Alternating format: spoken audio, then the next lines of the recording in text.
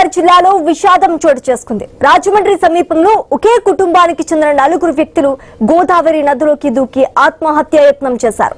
ఈ ఘటనలో పంచాయతీరాజ్ ఏఈ నూకరాజు, ఆయన భార్య మీనా, కుమార్తె సౌజన్య గోదావరి ప్రవాహంలో గల్లంతయ్యారు.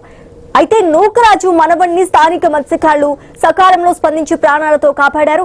సమాచారం అందుకున్న పోలీసులు వెంటనే ఘటనా స్థలానికి చేరుకుని ప్రవాహంలో గల్లంతైన 3 కోసం తీవ్రంగా గాలింపు చర్యలు చేపట్టారు.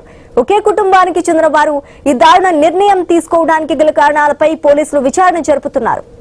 ఇక ఇదే అంశానికి సంబంధించి పూర్తి డీటెయిల్స్ మా ప్రతినిధి గణేష్ అందిస్తారు. గణేష్,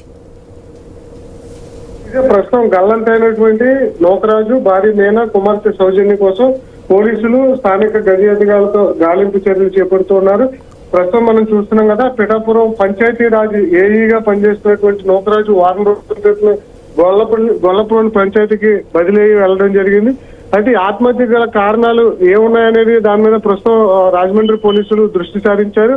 ఈ మొత్తం 4 దూకారు గోదావరిలోకి. ఇదే క్రమంలో 4 అంటే మనవడిని 10 ఏళ్ల మనవడిని మాత్రం స్థానికంగా ఉన్నటువంటి మత్స్యకారులు కాపాడటం జరిగింది. మరో 3 మాత్రం గల్లంతయ్యారు. ఎందుకంటే ఇటీవల వచ్చినటువంటి వరదలతో గోదావరి కుండలా మారడం జరిగింది. వరద ఫ్లో ఉండడంతో 3 కూడా గల్లంతయ్యారు. ప్రస్తుతం గల్లంతైన నూకరాజు భార్య మీనా, సౌజన్య కుమార్తె కోసం పోలీసులు అదేవిధంగా ఎస్డీఆర్ఎఫ్ సిబ్బంది గాలింపు చర్యలు అయితే కొనసాగిస్తున్నటువంటి సందర్భం కనిపిస్తుంది.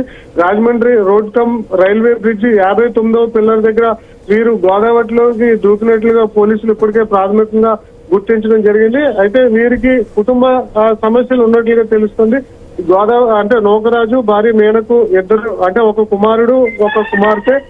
రీసెంట్ గానే కొడుకు మృతి చెందినట్లుగా తెలుస్తుంది. అదేవిధంగా కుమార్తె సౌజన్యకి సంబంధించినటువంటి భర్త అంటే అల్లుడు కూడా మృతి చెందినట్లు తెలుస్తుంది. ఇదే క్రమంలో కొడుకు మృతి చెందడం, అల్లుడు మృతి చెందడంతో ఈ నూకరాజు కుటుంబం తీవ్ర విషాదంలోకి వెళ్ళిపోవడం జరిగింది. అందువల్లే అంటే కుటుంబం మొత్తం కూడా ఆత్మహత్య చేసుకోవాలని భావించి గోదావరిలోకి దూకినట్లుగా ప్రాథమికంగా తెలుస్తుంది. అయితే ఇంకా ఆర్థిక ఇబ్బందులు ఏమైనా ఉన్నాయా, కుటుంబ కలహాలు ఏమైనా ఉన్నాయా అనే దాని మీద పోలీసులు దర్యాప్తు కొనసాగిస్తున్నటువంటి సందర్భం కనిపిస్తుంది. నూకరాజు ఆత్మహత్య చేసుకోే ముందు ఏదైతే వాట్సాప్ గ్రూప్ ఉంటుందో తన ఏ గ్రూప్ కి సంబంధించి ఆ గ్రూప్ లో తను కుటుంబంతో సహా ఆత్మహత్య చేసుకోబోతున్నట్లుగా ముందుగానే సమాచారం ఇచ్చినట్లుగా తెలుస్తుంది. అయితే వారు అప్రమత్తం అయ్యే లోపులోనే గోదావరి రైల్వే బ్రిడ్జ్ నుంచి నూకరాజు కుటుంబం అంటే గోదావరిలో దూకడంతో ప్రస్తుతం 3 గల్లంతయ్యారు. మనవన్ని రక్షించారు. ఆత్మహత్య గల కారణాల మీద వారిని వెలుగు తీసేటువంటి ప్రయత్నాలు అయితే ఉన్నారు. Sowji, right, thanks for the update Ganesh. Britain ఒక షార్ట్ బ్రేక్